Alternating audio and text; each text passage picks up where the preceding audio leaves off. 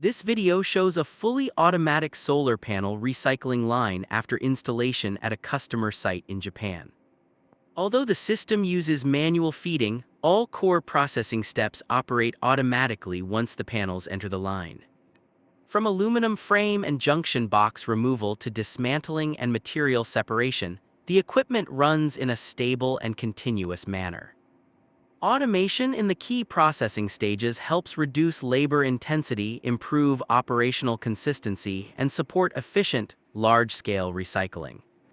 This setup reflects a practical solution for recyclers who want high automation without the complexity of robotic feeding systems. It balances investment cost, operational reliability, and processing efficiency, making it suitable for industrial solar panel recycling projects. For companies planning to handle waste solar panels at scale, this installation provides a clear reference for equipment layout and real-world operation.